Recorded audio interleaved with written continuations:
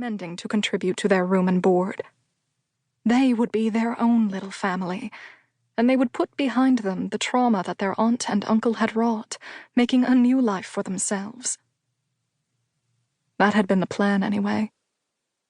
When she and Alice had arrived in the city earlier that day, her older sister had set her down on the steps of a church and told her to wait while she went and inquired about lodgings.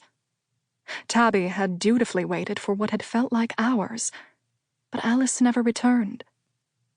The September evening had turned dark and cold, and Tabby had resolved to simply wrap her shawl tighter and wait. But then a man with red-rimmed eyes and a foul-smelling old coat had stumbled up the steps, heading right toward her. Tabby had taken one look at him and bolted, sure that he had dark designs on her. She had soon become lost, and in a city jumbled with old churches, hadn't been able to find the right one again. Another thorn snagged her, pricking her finger and drawing blood. She should have taken shelter in the church. At least then she would have a roof over her head. At least then Alice would know where to find her when she came back. If she came back. Tabby stopped short. Toward the back of the cemetery, amongst the crooked graves of Revolutionary heroes, stood a row of crypts built into the earth. Most of them were sealed up with iron doors and bolts, but one had a gate that stood just enough ajar for a small, malnourished girl to wriggle through. Holding her breath against the damp musk, Tabby plunged inside. Without any sort of light, she had to painstakingly feel her way down the crude stone steps. Lower into the earth she descended until she reached the burial chamber.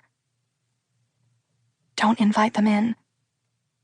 As she groped around in the dark for a resting place, Tabby tried to remember what her mother had always told her.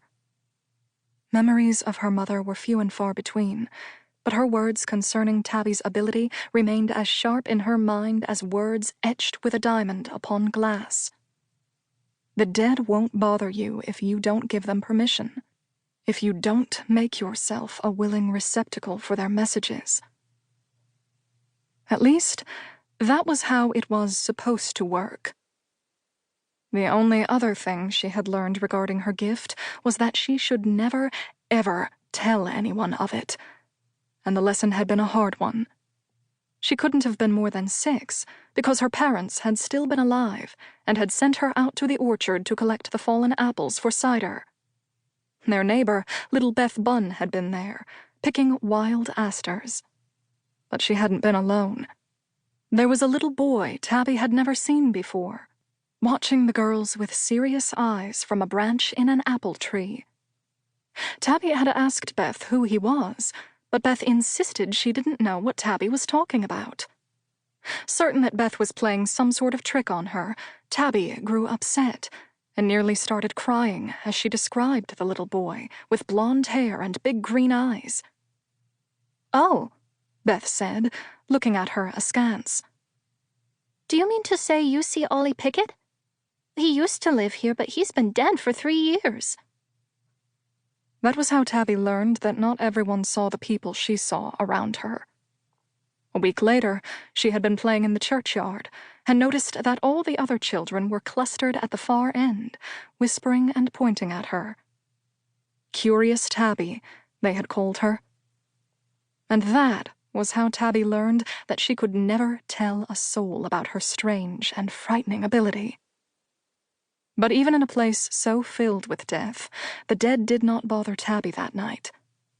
With a dirt floor for her bed and the skittering of insects for her lullaby, Tabby pulled her knees up to her chest and allowed the tears she'd held in all day to finally pour out.